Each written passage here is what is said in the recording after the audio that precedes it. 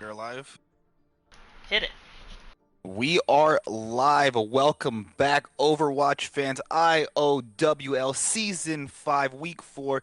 We've got a Tier 3 matchup for you in this one. It is Neso facing off against the Blood Moon Guardians. Now, this is a rematch. These two actually started off the season this week, Week 1. As always, let me introduce myself. I am your play-by-play host for this one, Super Rondo Uno, the best damn Lucio you've ever seen. And I am joined by... I am the light of the evening, but light is also preferable. Happy to be here. Thanks for letting me squeeze myself in. I know you were planning on doing some hard work tonight, but I decided to shove myself in here.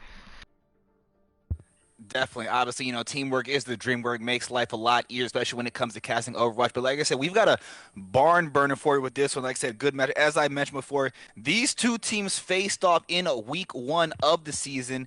Neso squeezing out a 3-2 win in the map pool. But speaking of the map pool, let's get into it. As I've said, week 4, we're going to start off sending us to Oasis. Oasis, Dorado, Numbani, and if necessary, Kings Row and Busan. So now, Light, obviously, this is my first time casting with you. As always, you've got a wide variety in the map pool, but starting off with Oasis, the classic point control map. Any tips or anything you're looking out for specifically with these two teams when it comes to Oasis? Ideally, if we're talking about teams kind of moving on a control point, they're going to want to get there first, especially if they're looking to set up and establish their presence. So I'm expecting both teams to come out with a Lucio. We might even see a little bit of a Symmetra play. Pharah is also very big here. So really, across the board for Oasis, we can see a lot of things, but I would be happy seeing a Lucio kind of bring these two teams together and kind of make it a race to win, as they say. Yeah, I can definitely agree with that. Obviously, Lucio always helps when you're trying to get to the point first. A thing I've parroted long over the course of this season is getting there is all fine and dandy, but who's in control? Who's going to win that all-important first fight? You mentioned Afara. You've got all open spaces in Oasis, perfect set point. You have to see if anyone decides to counter with a hit scan. Ash, Soldier, Cassidy. Never really a bad pick on any maps. Like I said, I'm excited. Obviously, I have not seen these two teams in action, so I'm going to be learning on the way as long with all of you guys tuning in. I expect nothing else. Blood Moon has been looking pretty strong. I haven't seen Neso quite yet, but I think we're going to get some action now as both our teams are ready to play. So here we go, guys. We're starting with Map 1, Oasis. Indeed, here we go. Welcome to Oasis. Do you have any expectations? Like, how do you feel about Oasis? Like, what's your go-to pick? You obviously said you're the best Lucio, but do you usually pick Lucio for Oasis, or how do you feel?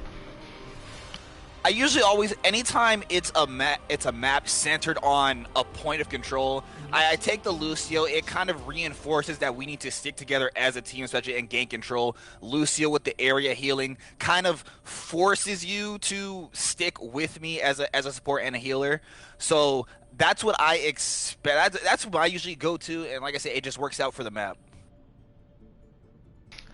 I agree. Like, it's really kind of my choice for this map is usually Moira, especially because of the speed. And with her jump down, she's like incredible. So getting here first is going to really give whatever team who makes it first like the most time to establish like their presence. Usually once the team holds on, they hold on pretty tight, but there's a lot of nooks and crannies for these teams to go through, so it could get a little testy. The slide must agree with you. Yeah, 100%. As we're getting ready to start the attacks, like on the Neso side, going with Ryan, Diva, Cassidy, Sim, Ana, and Moira. Other side, classic Ryan, Zarya. We've got an Echo and a Genji, interesting, and then Mercy Ana with the healing. But matches on. Let's go. Yeah, it looks like Neso popped with the Symmetra pretty early to make up some of that time, and they are already on point, ready to go.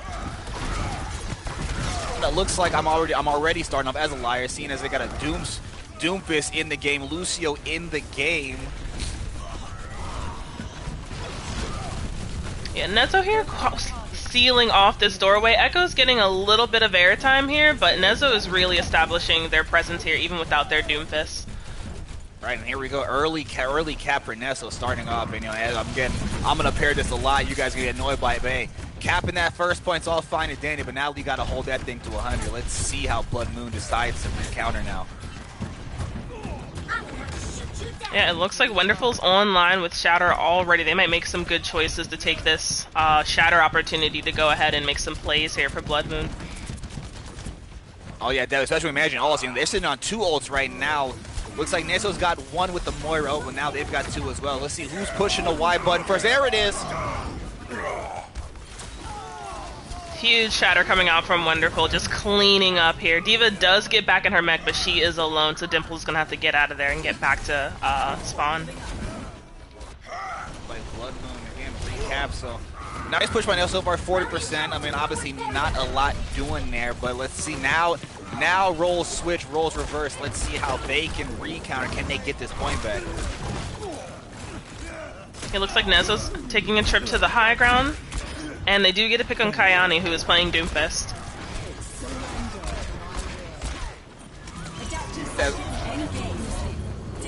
And here we go. It's a Y button party. Looks like Pain is making it hurt, kind of sitting on 2 people.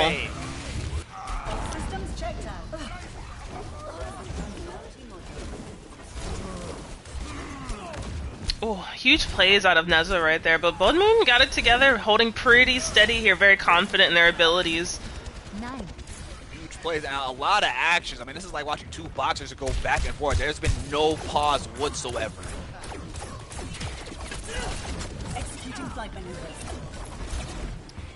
It looks like we have some kind of poking here from the right side, but they're going to try and meet them on the stairs here. Kayane does go down on Doomfist, and there is a Nano.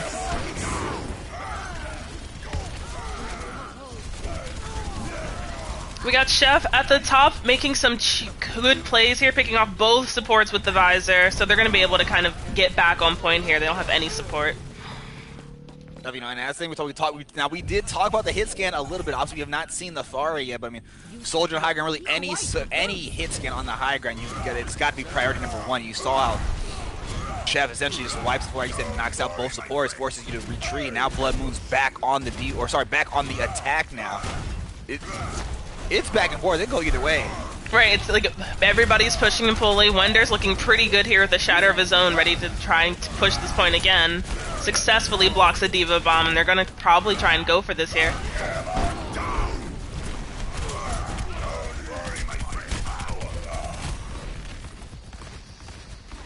As I said before, both these teams face each other in week 1 of this season.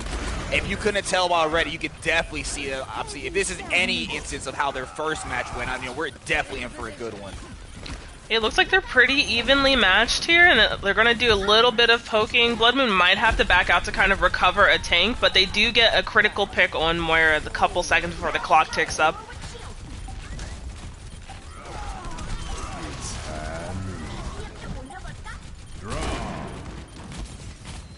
Oh yeah, we are getting there now. It is now the witching hour. Blood Moon's got to go ball already. As I'm saying, and they get the push, grab the point. 99-85. Ooh. Neso does get a chance at redemption here if they can kind of make their quick push to point. Only about 10 seconds left, so it's going to be a little tight, but I feel like they could make it. Could make it, and they're sitting on a pretty good ult advantage here, so if you're going to make a move, it's now or never. Yeah, here goes Rush. He has his own Shatter to kind of put off, and he's going to go for it right here. Oh, does not quite get it off.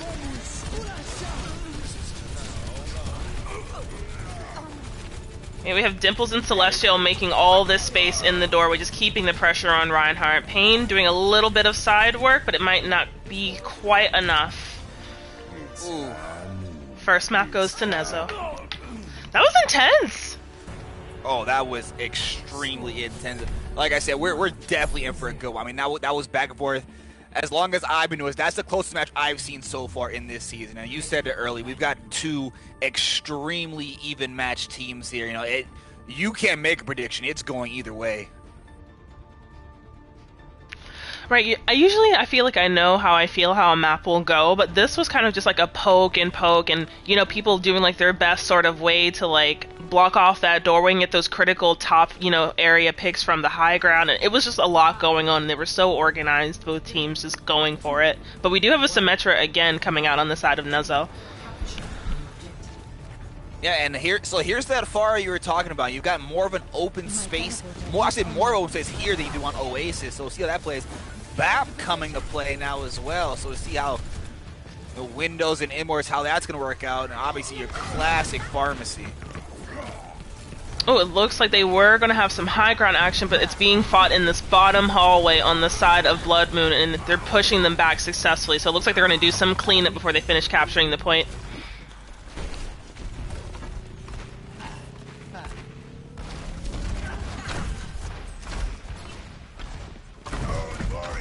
So I will say one thing, and it's definitely obviously early on, but both teams seem to have essentially like the exact same place. It's almost like looking in the mirror. Right, exactly. We have two McCrees, Azaria, with the D.Va, two Ryan, so they're looking to kind of rush and press each other with the particular skills and abilities of each characters, but they're looking to kind of have a little bit of a brawl here, and it looks like they're going to go for it right now. Yeah, speaking of that mirror, you've got both supports on both sides with ults. Mercy pops hers. Maybe a little jumping gun early, not doing that. Here comes the wall for it. It's going to be a Y button party once again. Rush does get picked by Baptiste. And we do see a little bit of Symmetra feeling quite creative in the backline here, but she does get, unfortunately, picked, and it looks like Neso has a little bit of point presence going on with not a tank quite yet. We do have a baby D.Va, however. Remexed, ready to go. Ooh, good hold by Neso here. I was surprised they held that with a baby D.Va without the Rhine. Blood Moon seemed to look like they were going to go for it, but I think there were some key picks there that kept them from taking another step onto the point. 100%. I mean, Blood Moon coming back, sitting on 4 ults right now. Neso on the other side got to D.Va close, 80%. But you're looking at 4 on, good pick on the far, early good pick. Yeah, especially since that Pharah does have Barrage online, so had they gotten back there and got those couple of picks, it might have been really critical for Neso. Oh, hammer, reverse hammer, Moira pops hers. And Neso, is that a team wipe? Oh, not quite, because look who's coming over the wall. It is Pharah, maybe coming for a last touch here. Oh, Neso cleans house on that one. They're going to take this first map. Incredible work just working together, watching these two teams kind of figure out exactly what needs to happen, and I was so happy to see the Pharah play, honestly. Now, I'm sad if we didn't get it for long. I would have loved a map 3, but you know how it goes when it's really intense teams. Like, look at this shatter. It's incredible. Incredible. Blocks the first shatter, gets the reverse one, leads to nearly a team wipe. Tie 5 kills on that one.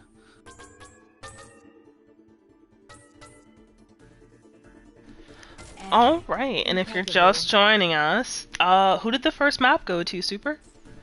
You're just joining us. Neso is going to take the first map in this Week 4 Tier 3 matchup. Neso takes map 1 of Oasis as we're going back to the lobby, switching over to map number 2, where we are taking a visit to Dorado. So now, as we all know, map changes, gameplay changes, scenario changes. So now Dorado, pure payload map. And as we saw with both of these teams on that last one, they're going to come bring the fight to you. So now it gets interesting because obviously with payload maps, the fight is always on the move. So as we're sitting in the lobby, we're going to wait to see if our captains have any substitutions for us. It'll be interesting to see if the character pool changes. We saw a lot of kind of mirrored variety, a lot of Brawly-esque comps. We'll see if they decide to keep that because, again, the fight's going to be forever on the move. Right, I agree. Here, there's a lot of, like, free high ground going on, so I wouldn't really be even surprised if we saw the Pharah again, a Widow introduction. Creed tends to be really popular, or even Roadhog for the environmentals. Like, I know we've all seen it and have been terrified of being ripped off the side of the map. Right, and not to mention open space, open space, open space. It's like that's forest froth at the mouth anytime they've got that. But again, as we've seen, we've seen a lot of good hit scan play as well. So maybe not cut and dry if they decide to play in the skies. But again, we'll see. As I said, we're waiting on confirmation from the captains right now. See if we've got any substitutions. As I said, so going into the season, Neso comes into this game with a 2-1 record, Blood Moon 1-2. And as I've mentioned before early on in the stream, these two guys played each other in week 1 of the season, and it was a 3-2 win on the map for Neso. So, again, early on, but we might see all 5 maps here. I think with the push and pull that both teams are giving, Neso coming out really strong, but Blood Moon has been showing consistent planning and gameplay, and so I wouldn't be surprised if we saw all 5 maps tonight either. They just are consistent, and so I wouldn't be surprised if they got on the board for Dorado, right here and right now, because there's just so much of this free space, and it'll really work out for them. Lots of coverage for supports to be safe, and so with some good planning, and I think Blood Moon has the skill, they're going to pull this out of the bag for sure. Oh yeah, like I said, for all you betting people, I mean, this is essentially a pick 'em at this point. It can go either way, and like I said, you're gonna get some intense, non-stop action here. Oh, and it looks like we do have some changes coming in here. Yes, Dracaris is entering the map, also Blank as well, and then Wender and Granny are moving to the support line. So always interesting to see substitutions. Is it someone on the team plays better character, better preferential? And again, obviously, as I said before, we haven't seen these two teams play before. But after that first map, they've set high expectations. So I mean, no pressure. All right, Deity is in. And it looks like we're going to be ready to go here from both sides. No changes coming in from Neso. They have a set roster for tonight. So I think we have all of our changes and we should be ready to go here in just a second. Do you have any expectations for Dorado? I know who I usually like to see, but what do you think might go on here? I think we touched on. I think you're gonna get the far back again, as we mentioned, the open space. But with that, you're probably gonna see the hit scan. I don't think the tanks might change too much. For the most part, we've seen the Rhine Zarya, Rhine Diva. I can't see them switching off of that. Now, support's interesting. Obviously, bias again. I say this is a perfect Lucio map. It kind of reinforces you've got to stick with me, especially with a payload map. I think Mercy comes to play here as well. Again, with the open space, we mentioned the far, but obviously just the movability of that one, and then 2 when playing defense, just because of the spawn points, Resis can be huge. It can definitely come in handy. All right, well, we're going to see if what we have predicted for this map is going to come true. Both teams are ready, and we are going to Dorado. I have been really excited about some of the choices that have been going on. Last season I was hoping for a Bastion. I just love a good salty pick. And I know that we've all agreed as a community that Bastion is never the pick, but sometimes we do it and I want to see it. Controversial comments there. I mean, but you did hit on the obviously Bastion, everyone the saltiest of salty picks, the desperation. I hate you all. I'm gonna ruin your life, but hey, nobody's having fun. I guess a win's a win. Look, okay, we've been working very hard. We're gonna just do this. And Wonderful, he is known for teasing a Bastion in spawn, but it's never quite a pick. He has other skilled heroes he is very good at and chooses to play. But I'm hoping, if you're listening, before the season ends, would love you to break it out like a good wine, just one time. So we got some insider information. I mean, early on, obviously, we still got 25 seconds before the doors open. We can see a Bastion in the lobby. Now, is that just a troll pick, or is that going to stick? And nope, there everyone signed their life insurance. I never get what I want, Super. I just, but it's fine. We're going to get some good gameplay anyway. Bastion is a particularly interesting character, but, they have what their strengths are, and they know what they're about to do, so I got to respect it. So here we go with Neso. We're going to go Sig and Orisa. Have not seen them come to play. Bringing bringing out a Torb and an Ash from the high ground, but there is Mercy and Bap. They do get blank out of mech pretty quick here just from the high ground, so it's looking pretty good for Neso so far while they do a little bit of poking here. You get a new pick. Also, you got Blood Moon busting out the Sombra. Now she saw Pain trolling with the Bastion at first, but switches to a Hanzo. Again, works out the heavy areas, wide space. But here we go again. They're talking about heavy action, right? You get straight to the point. Ooh. Yeah, it looks like Blood Moon just smashed underneath that arch, which is a tight place to get caught in. They do get Kamikaze on the way out, so they're going to comfortably have the space to push this.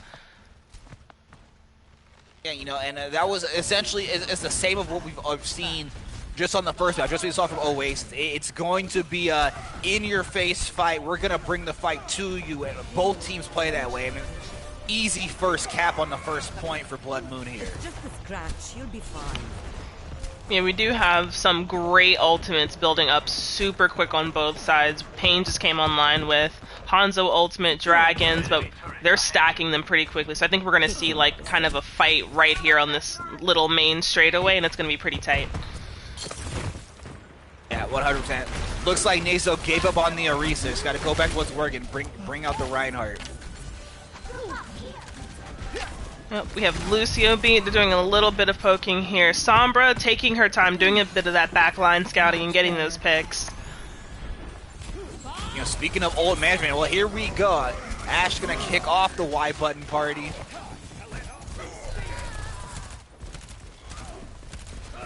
Neso coming back pretty strong. Got some critical picks here, taking out Pain, Blank, and Dracarys all at the same time, pushing back Blood Moon right to spawn. They're establishing themselves here. I think they were a little shaky, but I feel like right here they've made some changes they're comfortable with, and we're going to see some good fighting here. Yeah, definitely good recollection here, and pretty good on the old management. Only wasted the one, so it's still pretty even. You're looking at a 4-on-4, and as I'm speaking here, Sigma, big drop.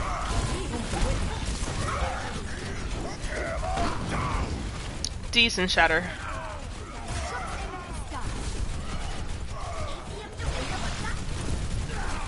Ooh, Chef does die a little in the back line. He got caught back there, but it looks like Neso is backing up. They're going to do some regrouping. They're missing some critical characters right now. Oh, definitely. And again, like, as I said about old management, you really, honestly, for both teams, typically something you would see is just everyone, as I've said, Y button party, but both teams doing a great job at managing their ults and not, you know, stacking too many if you don't have to. Ooh, we do have Baptiste window coming out of PJ in the back line. Seems to be working for him. You should be at peak performance levels. Would say you got to be careful if you're Neso here.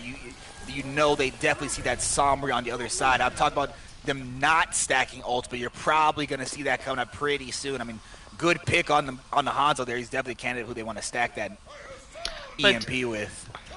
Yeah, but what's our usual EMP combination that we usually see?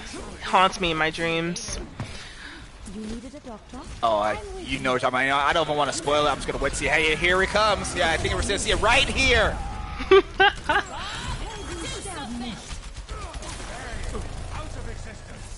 We had an interesting hack and bomb, but it looks like they got one. But Neso's holding pretty steady on this corner here, feeling very confident about their skills, going right for Sombra, pushing her back, and they're pushing Blood Moon back down the street.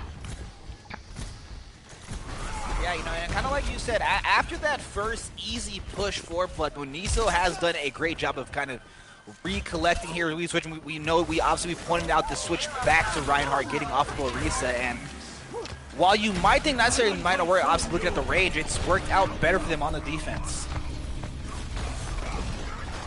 It looks like Dragons makes its way, making some space for Blood Moon here, while Blank does get Chef from the high ground. It looks like she's taking her time around.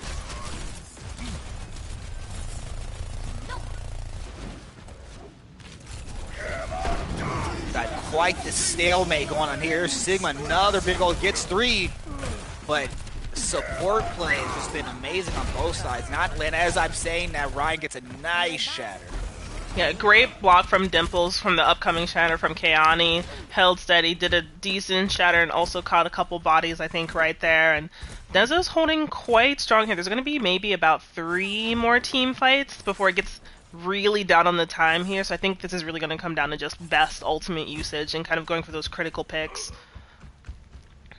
Like Chef, Helix Rocket, I feel you, man. It really catches me all the time.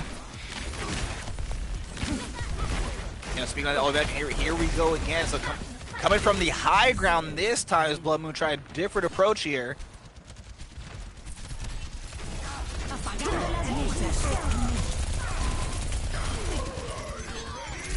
Ooh. Yeah, Blood Moon looking really good right now. The hack was amazing and caught definitely, if not the entire team, making some critical picks, and they're looking really comfortable pushing this last push. And you know, it's always those last 30 seconds where it gets a little unpredictable. Oh yeah, 100% agree. It seems like the times is when you're on defense, you see 30 seconds, and it just seems like the time just stops.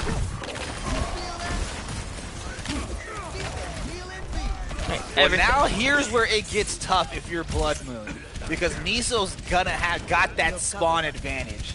You're gonna essentially nearly need a team wipe here in order to cap this last point. Yeah, Chef did go back to the backline to see if they could get a couple picks with the visor, and it seemed like it was going very well, but the team kind of got together and made sure that they squashed that pretty quickly. So they're gonna have to just kind of go for it right here at the end, make sure the Sombra stays off their backs, and they gotta make some critical choices. Yeah, looks like Chef doing that was essentially just a force to all. Now they've switched to a Sombra. They've got to play a hack-on-hack game. Got to counter where you're getting countered.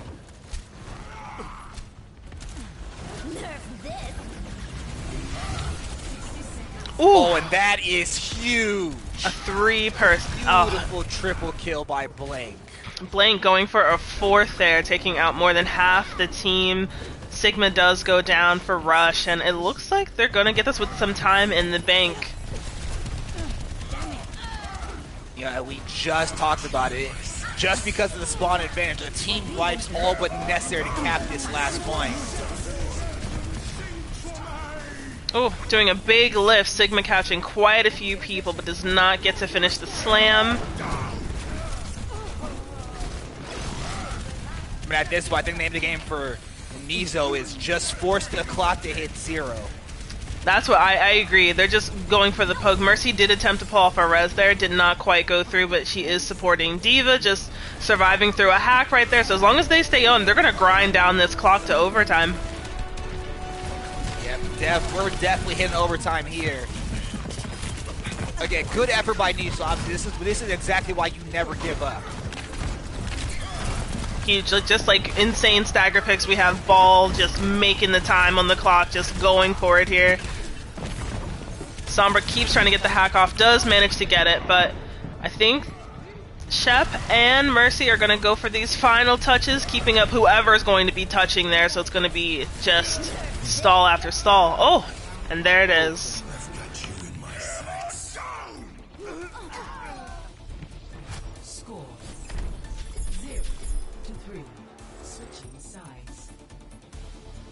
I just realized I was like holding my breath for a little bit at the end there.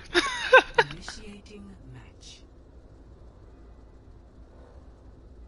Yeah, like, I mean, we obviously we said you're gonna get intense action with both of these teams, and you got it right there. Blood Moon gets the full cap, but it took Neso ran out their entire time. So I would say maybe not too much pressure. You know the benchmark you've got to hit. Now the question is, can you replicate what they were able to do to you? Right, I think ideally in this situation, as in we all know that Neso's going to want to finish this with some time on the clock to buy them, some push time at the, for another round. So that would be their best bet, to kind of just plan on bringing the high damage, high heals, strategic picks, and they're going to buy themselves some time. So it looks like they're going to go heavy on the heals here if they continue with the BAP Ana, just pumping it out. But we do have Deity over on the Mercy, so damage is going to look quite spicy coming in from Blood Moon. And looking at the picks, we talked about them being mirrors of each other. Roughly getting now, obviously Mercy over Bab's the only really difference you see, but I mean, takes essentially the same. You gotta ride in a Sigma, but let's go. Yeah, it looks like we have some high ground presence. Ryan is down to kind of make sure that they're going to stop pushing it once they hit this corner, just doing some low ground protection. But there's a little bit of poking going on. It looks like they're preparing themselves for what's going to be a decent fight. Ooh, and Chef gets picked out trying to be sneaky.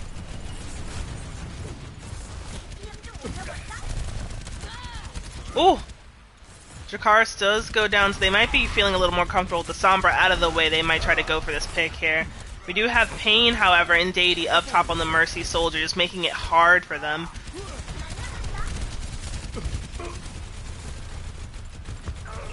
And again, talking about the mirrors of these teams, roughly went the same way. Neso getting this strong early push on this first section of the map, very similar to Blood Moon. If anything, they might be actually getting this a little faster than Blood Moon. So it goes back to what you were saying about how you're going to want to finish this one with at least some seconds still on the board, just to give you any advantage you can take. Right, as long as, like, you grind it down their time clock so they don't really get anything. But unless they make it with a, time on the clock, they'll get about a minute, I believe, to also get their turn. But the more time you have, the better it just feels for you. Yeah, 100%. And as we've seen, this is about probably the most even match you're going to see for a long time in Overwatch. I mean, it could really go either way. But I mean, as I'm saying, Neso is just steamrolling right now, absolutely putting the pressure on. Yeah, both supports just with perfect range, making sure that they're keeping tabs on their team. They're feeling pretty comfortable as Rush took out 3 people, so they're going to take some time to collect, so they're going to go ahead and get this pretty long stretch where we see most of the stoppage going on pretty decently. Yeah, and now here we go. You've got about, we're going 5-4 ult advantage for Blood Moon here. Now, we saw when Blood Moon was on the attack, this is where a lot of the fighting in the stall happens, so we're probably going to see the same thing here, and as we start off with the Shatter.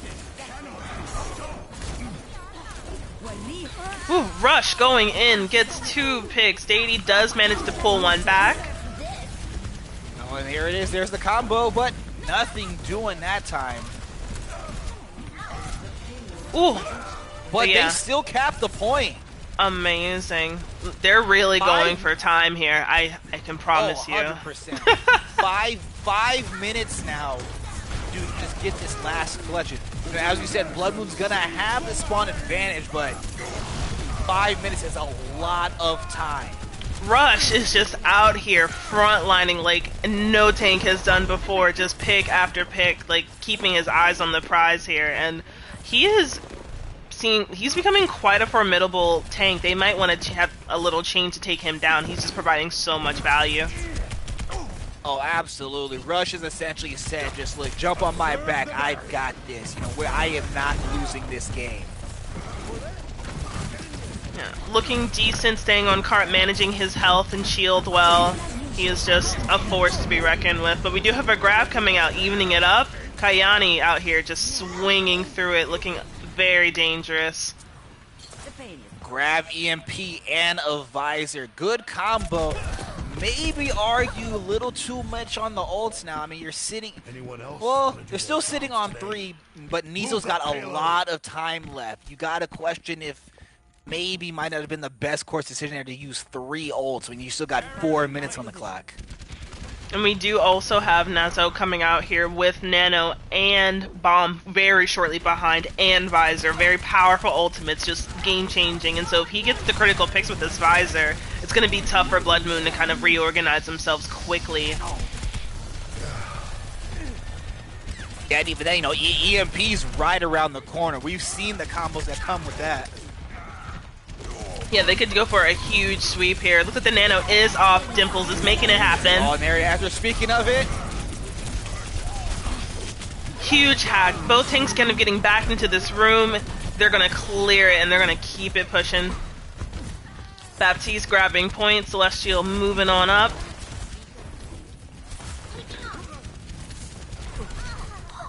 And there's still 3 minutes on the clock. Yeah, Blood Moon. You're hard pressed if you're Blood Moon here. It's taking a couple seconds to kind of look at this doorway, see what's going on, but they're gonna go for some critical things. Rush out here with the lift once again. Asleep on Kayani in the front. They're just hassling this man.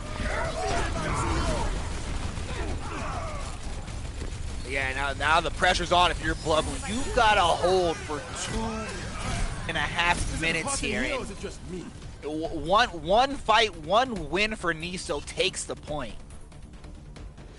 Dracarys is out here doing some scouting, taking a look at their team, very close to their soldier. With the EMP in hand, I think we might see an EMP and High Noon coming together. That would be a very interesting combo, but I wouldn't doubt it.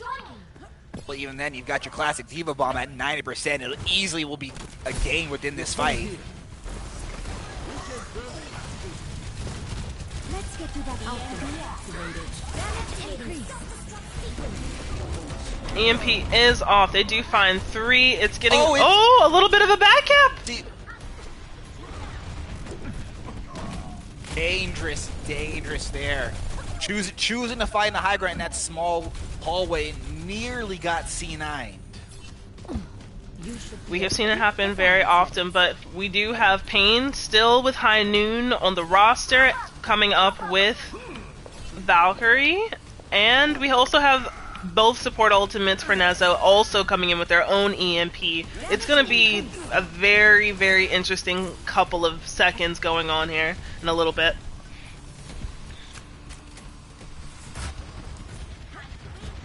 Yeah, I mean, so far so good for Blood Moon.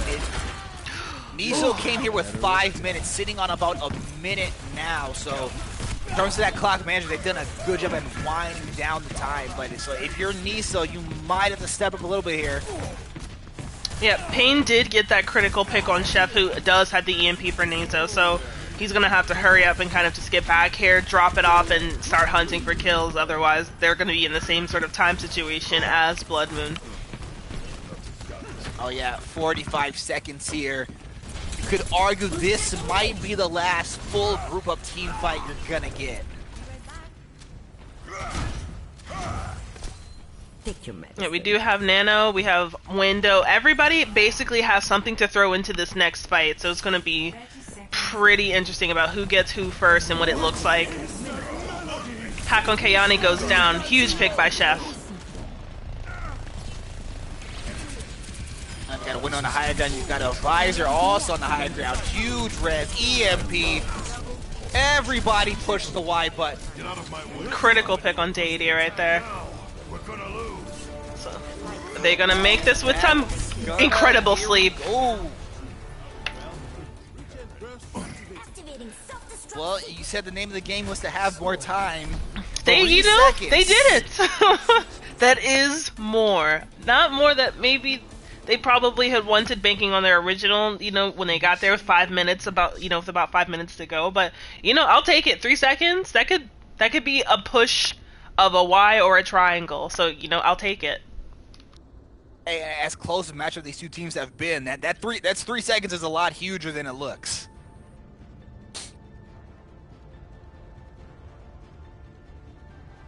I would be interested in seeing if both teams are going to bring back the Sombras just for scouting for both, but it looks like we're already going to see Dracarys hitting back up the Sombra.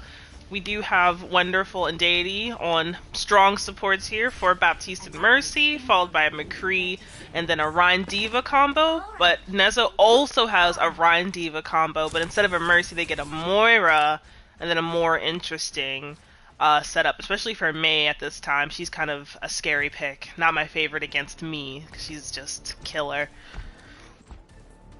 Oh yeah, I think as we saw with the last one, how really both teams were able to kind of push. I think the Mei pick is purely we just need to run the clock out. We've got 3-second advantage. We're gonna use it the best of our ability.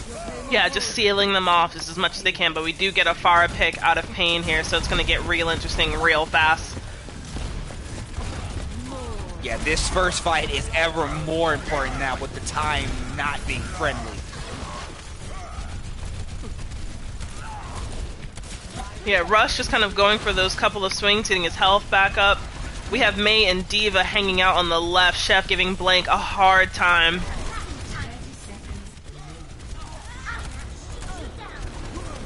And definitely a bigger difference than last time. The payload has not moved around the corner. The fight's essentially right at the start of the street. Ooh, we do get a window going up. Critical pick on Rush. So the Blood Moon is going for high damage, speed. They're going for everything. Air coverage. They are the land, sea, and air right now. And now it gets interesting because we are in overtime. You cannot get off that payload. Both teams like to take the fight off of there. So now let's see how Neso is going to counteract here. Visor is going online. Just huge. Oh. Blood Moon just making it happen here.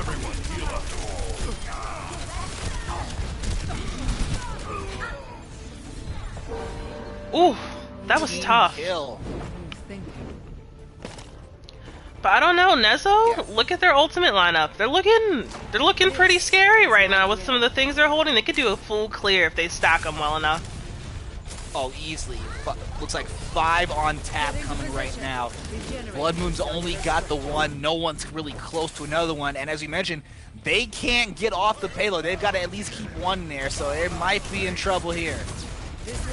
They gotta get Pain away from them. They have to suspect that Pain does have Barrage. It has been quite some time, so they really gotta decide on how they're gonna get this far out of here. But they are down to Celestial and Kamikaze. They're down. Barrage picks Rush. It's just Blood Moon going for blood. That's the joke I've been thinking of. And another team kill. They're looking very strong here. Blood Moon just feeling really confident. Pain keeping, Neso on their toes. Just all that air coverage. Window goes up, but nobody will be able to touch in time. I spoke too soon.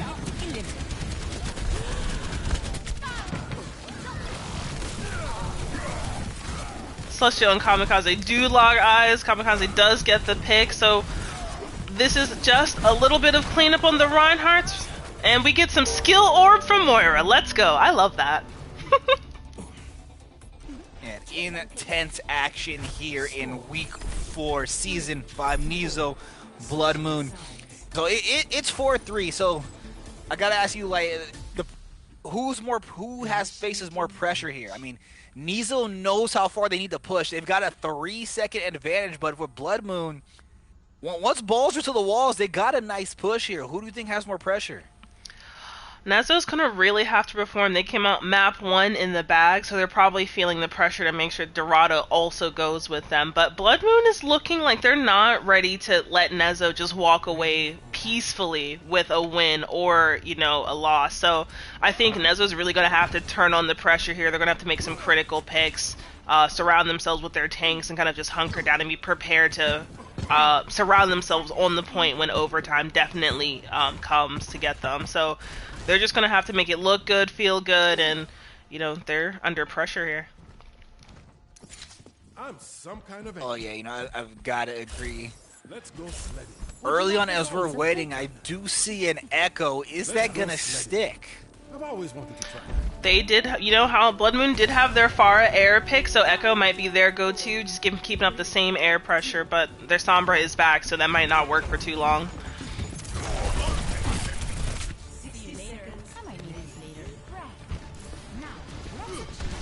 But interesting choice by Blood Moon here. They're choosing to take the high ground and and really kind of give up space. Gotta wonder if that can work against them. Yeah, we do have some pocketing on Echo going on, so she's going to be even deadlier than usual. So as long as they kind of just keep eating away at this shield, they might have a chance to drag Blood Moon from the high ground to the low ground and get that first initial fight definitely going. And Blood Moon choosing to go more splash damage with the jump, no hit scan.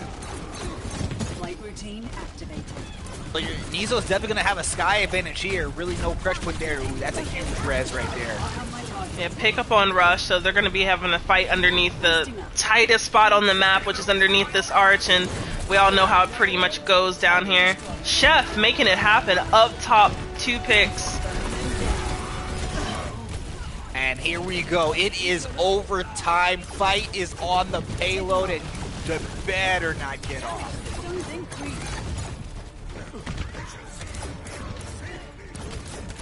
Echo just keeping up that pressure.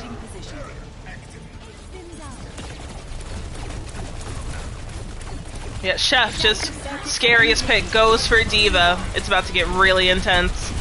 Bomb already online, chucking it in. Oh, that's... I was gonna say a team wipe, but no, it looks like one got away. But that's a good first all-important win for Neso here. Now it's a game. We do have Pain with Tire. That's a huge play for Junkrat. Just high damage, high kill. So that could make it a little stressful for Neso to finish this last bit here. But we'll see. Having just Pain, you got the holds.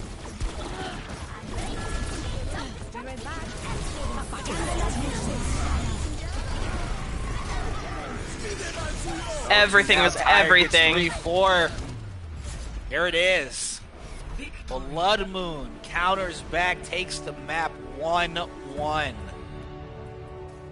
I knew they weren't going to let them Neso roll in comfortably with that extra 3 seconds. They just had to. They had a huge ultimate economy. It was just, I didn't really expect anything else to happen. Because once they hit all the buttons that they could, you know, the ultimate buttons are the only ones left, and they definitely threw everything out there. We saw Bomb, we saw Visor, EMP, everything was online.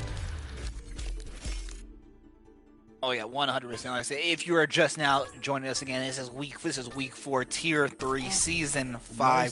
Neso and Blood Moon. Like I say, it is a dog fight, 1-1, going into map 3. So now we take it, as we're waiting for the lobby to load up, we're going to have to talk to our captain, see if we got subs. Now we're going to Numbani. Now it gets interesting. You're talking about the hybrid map, starts with a cap point, then turns into a payload. But as we've seen early on, it doesn't matter what the specific map is. You're going to see a brawl. You're going to see a fight. You're going to see nonstop action. Light, I've got to ask you, can we even predict anything anymore? You know, I usually when I told you, I usually have like a gut feeling, but right now, like, Neso came out really strong, just kind of establishing themselves, getting map 1. We do have Blood Moon, both of them in overtime, extra 3 seconds, just this fighting back and forth, building ults, using Sombras to scout. Like, I have no predictions at all. This could really still go to anybody. This is anybody's game.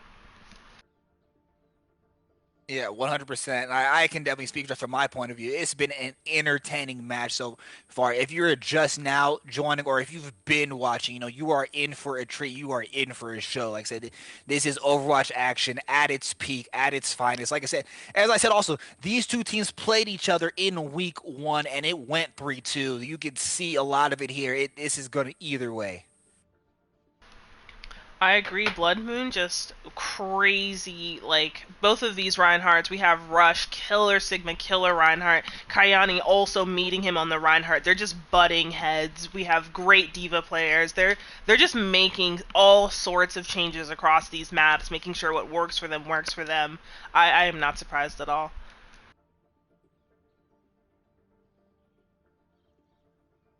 Yeah, and as we're waiting, obviously only Blood Moon can make the subs. Neso, the 6 that they've got is the 6 you're gonna see. No subs in this game. So I guess when we talk about making changes, it's really only on Blood Moon. Is anyone gonna switch in, switch out, and are we gonna see any character switches? No, Blood Moon is feeling pretty confident with their current lineup. They must have, you know, established themselves on what parts of their team work best for Numbani. Neso definitely practicing right behind them. So we're going to see some interesting plays come out of here. I wouldn't be surprised if we saw some coastal action. Traveling to Mumbai. And Devin, as you said, I gotta agree with you. It looks like Blood Moon's going with hey, we just won the last map. If it ain't broke, don't fix it. We gotta win. Let's keep the momentum going. Right, ride this till the wheels fall off, and they're gonna go for it. So, honestly, I think we're actually gonna see map 5. Like, we're having oh, I forgot to do a thing, which was to swap the sides. Silly me, I forgot. And you know, we're riding that. Forget that. you know, that comes with casting. We are not perfect. I am not a bot, despite how many times my computer might ask me if I am. But I am a glasses wearer, so maybe it knows something I don't know. Well, as we're on the reset, obviously you've been joining us for International Overwatch League Season 5, Week 4, Neso versus Blood Moon, sitting at a 1-1 dead heat right now. Best of 5 matchup. On the season, Neso 2-1 record, Blood Moon 1-2 in Group B of Tier number 3. And like I said, it has been an absolute dog fight so far. As I said, if you're a betting person, it has gone either way. It's essentially a pick 'em at this point. A lot of intense action, nonstop action. Like I said, Overwatch at its best. Oh, okay. So now that I have fixed that, now we are ready for Noombani. Excuse me, everyone. Usually I keep tabs on that, but my brain just did not. I was too excited about starting the map. I'm sorry, everyone. Initiating match. So let's try that again. Here we go. So we've got the colors, we've got the sides swapped. Again, it's map 3. It's 1-1. Light, what are you looking for here? I mean, we know the fight is going to be brought on both sides, but is there anything specific you're looking for? Or maybe I should say vague. I would love to see the return of that Echo. Lots of coastal space to kind of come through that back line if they choose to hold up top. I would love to see that. Would love to see some speed to just kind of move them through the top or the bottom, so a Lucio choice would be great. That's what kind of I usually expect. You know, I am never, ever going to disagree with the Lucio pick. But yeah, I mean, really, kind of with both teams, you haven't necessarily even really seen it. And the credit where it's due, the supports on both sides are really playing amazing. Really, I don't think you can kind of point to a side as of playing bad. When the wins have come, it's just been because of better skill, not because of a weak spot. Yeah, here we go. I do get a part of my wish. We're going to have some air action kamikaze on the Pharah.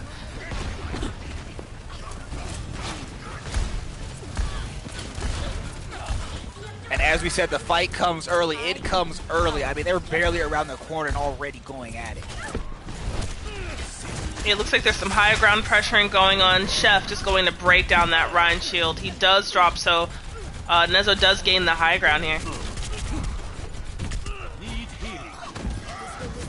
And there's the first early pick. Pharah wins the fight against the hit scan. Adrian burst here, but I mean, even then, even with the one pick, you're really not seeing any pressure gain, any momentum move so far. But like I said, we've been seeing that all, and as I'm saying that, here we go. Yeah, huge. We got everybody on the board, just taking about one person out except for Mercy. Critical res, though, coming back in on Kamikaze, who's not feeling afraid of the soldier quite yet from pain, but we'll see if there's any changes. You know, and so with Neso getting his first early cap, that's kind of been the trademark for what we've seen. I mean, both teams in different instances have had team wipes, they've had brawls and battles, they've had stalls. So getting that payload first and early is obviously important. You know, the name of the game is clock management, but we'll see now how Blood Moon encounters. Yeah, the scariest part about all this is making it around the corner comfortably, because, you know, you tend to get a little squeezed back here from all the, you know, environmental items, but it looks like they're going to just keep pushing them back. Neso feeling confident following Rush.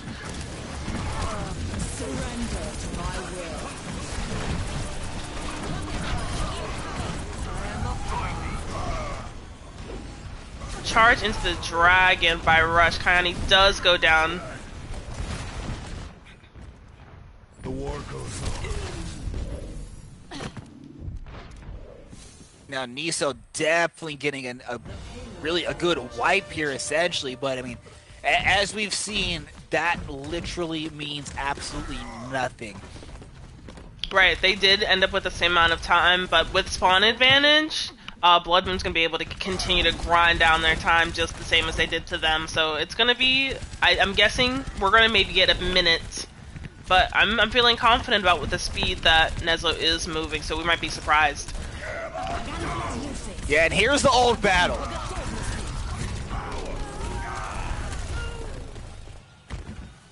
Ooh, Blank Bloodman's just gonna take that one. killer on the Zarya. There was a flaw in Oh, we got a pause request.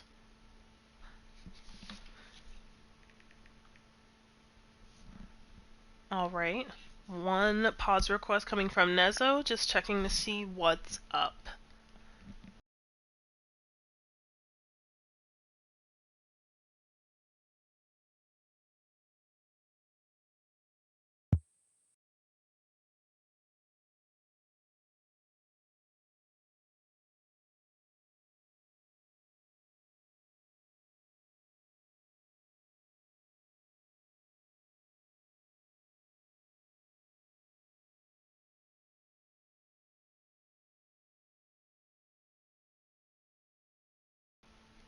Okay, so they're having a voice issue. They're making a party. So we're just waiting for that to be finished.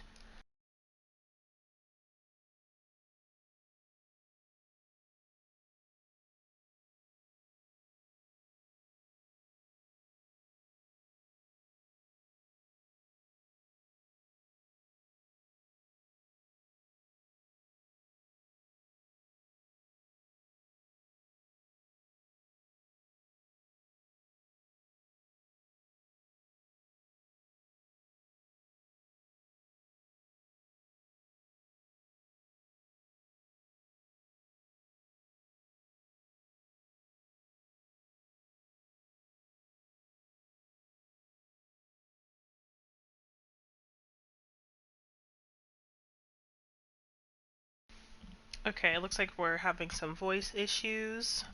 We are going to be on standby for just a second.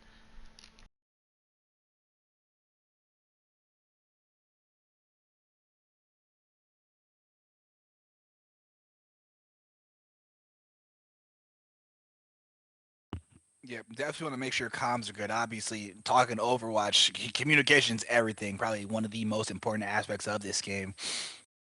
So apologies to our viewers. I was trying to get this figured out, but again, we want to bring you the best nonstop action as possible. So just make sure both teams are good to go. We'll let you know when we get there.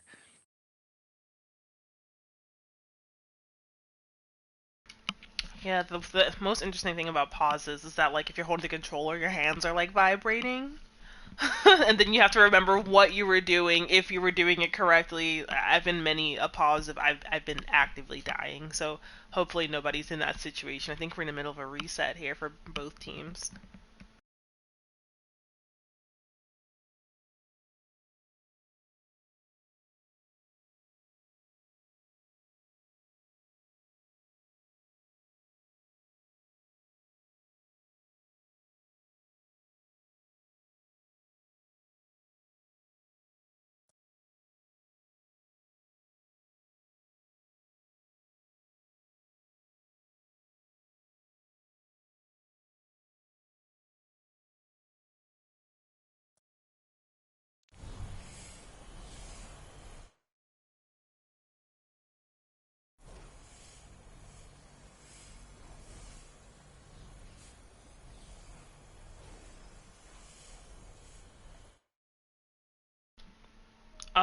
Okay, we have a disconnect as well. Lots of interesting things happening at the same time.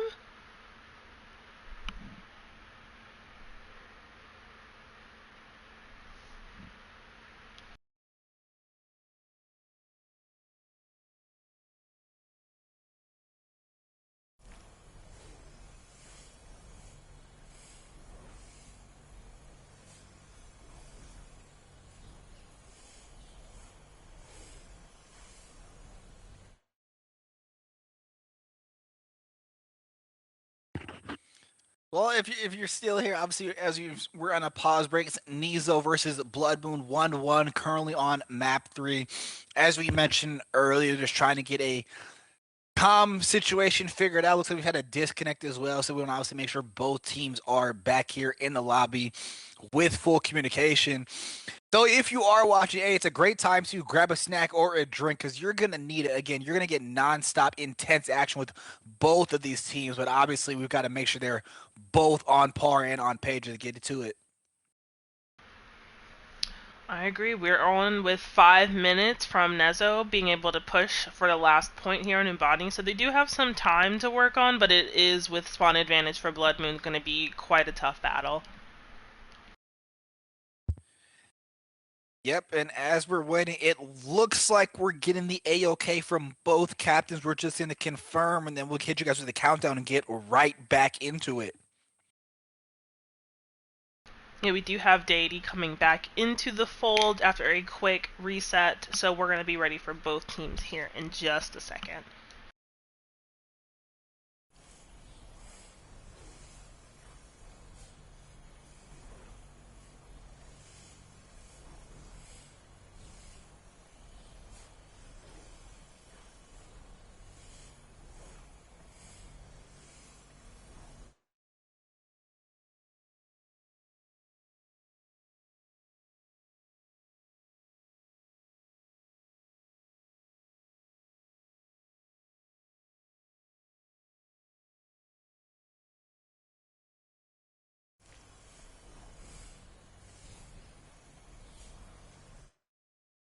Alright, we do have Deity back in. I'm just going to go ahead and check the lobby, make sure she is in the right place. Alright, checking for the ready for both teams.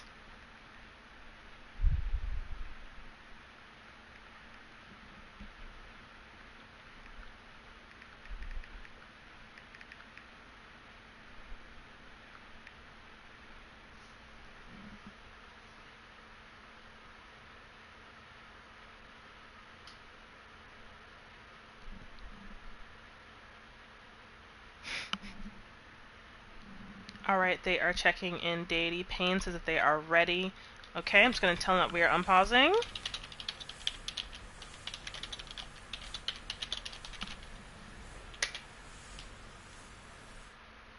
And we are back in there. Are you ready, Super? Oh, I'm ready. Alright, 5 seconds, and we're back in there. Why we stop? Korean Rover. Alright. Cool. Now back to our scheduled game. This is my will. Yeah, getting back where we started, Neso just had a nice team wipe of a hold. But again, 4 minutes, 50 seconds on the clock.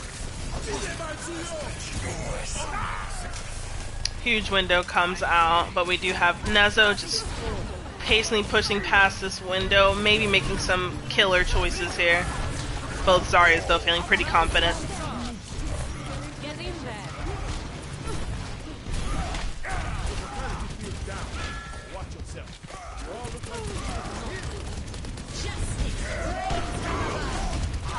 Shatter, barrage, just some killer stuff coming out of Neso here, just pushing him back.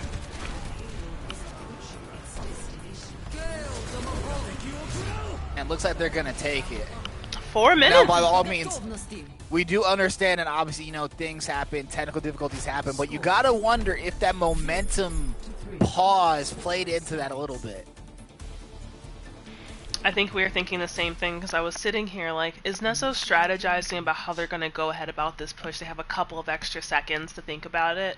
But you know, their ult economy was pretty good, so really all they had to do was just organize themselves and push it. But, you know, I'm always wondering.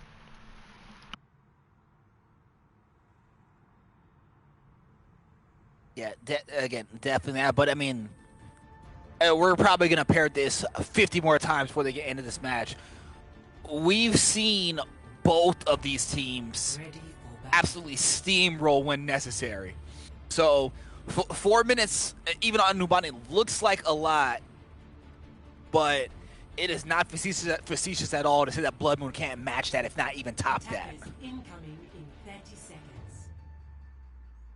And you know, Numbani is just one of those maps where it's like you either stick it or it takes a couple of tries to get it to stick, especially for pushing either top or bottom room, going mid. It seems like a good idea, but there's so much high ground for the defending team to have. It might get a little tough, but anything could happen.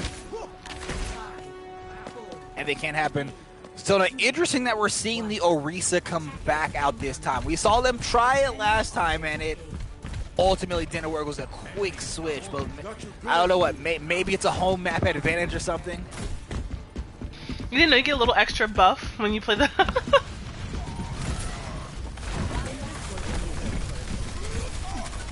It looks like Blood Moon, they just went mid, just decided to just straight up the middle, make it hard, but it looks like they're establishing some presence here. Blank just tearing up their back line.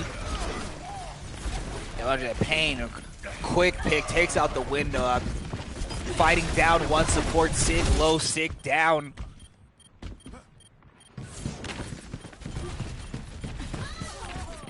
Smart, Joey. Kamikaze and Blank locking eyes in this bottom room, getting a little difficult as the mech goes away, but ooh, Kamikaze coming out with the headshot, making some huge plays, but it does get taken out by Kayane. Yeah, it looks like Blood Moons again. They understand that Neso capped pretty quickly. It's this all important first fight was kind of necessity. They took it as a priority, but it looks like they're not gonna get it as fast. Yeah, Pain just making it hard for Dimples to get out of that corner, just shot after shot down the middle. But he does have high noon, so if he, wants to square it away, does it right there. Let's say, even though they lost the fight, that's a good effort by Neso. They know that then when they push the cap, they essentially got it within the first 30 seconds. So 450 capping. If I correct me if I'm wrong, Neso had about 530, so slight time advantage so far.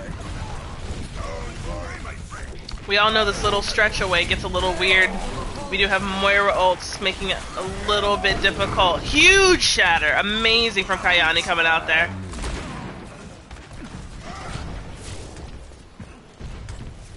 Well, they haven't made it quite around the corner yet, so there was some definitely high-level commitment going on from Blood Moon there, but Neso's gonna make it, a little bit difficult for them. Miss me? Yeah, and Blood Moon here getting a nice little steady push again. Now we've seen it with both teams. It's essentially like playing yourself. A lot of very similar strategies, similar gameplay. Both can hit you right in the mouth. But again, I don't know if Neso's just gonna let them have this point, if they're gonna stall, but yeah, they're gonna have to make spawn advantage speaks everything. Yeah, they're gonna take a big choice here, but they might not be able to make it. They're gonna get EMP'd, and Wonderful just bopping them around in the back line, just making it difficult.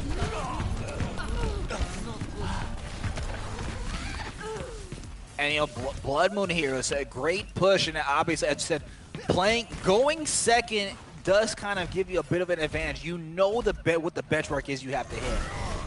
Now coming up on 445 here, they're definitely not going to match the time, but if they can get in that 3:33-minute range, I'm sure they'll take it. They're going to be pretty tight. Baptiste window just kind of holding them back a little bit, but it is over with, so they're going to just have to go for kind of a corner fight here. Hack is off on Kayane. Visor from Chef. Beat coming out from Wonder, holding them up. It's going to be a little scary here, but they're going to be able to push back.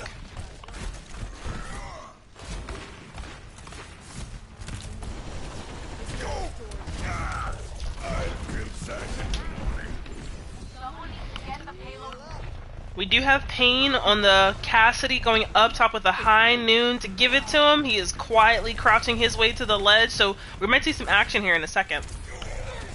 Yeah, definitely. And Neso on the defense, not looking good at all. I mean, they've got the window, but nothing really to combo it with.